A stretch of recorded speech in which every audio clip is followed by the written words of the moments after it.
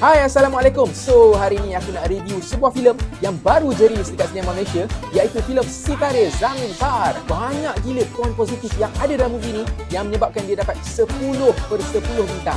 First, movie ni dia pakai casting anak-anak istimewa untuk watak budak-budak tu, and acting diorang tu memang menjadi.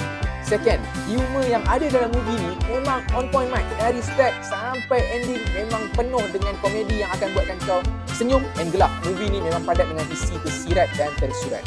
Movie ni berjaya buatkan audience. Even aku pun bergenang air mata, menitik air mata masa scene final tu. Benda ni aku nak puji Amir Hanas sebab dia memang terror buat-buat benda macam ni, memang mainan dia je.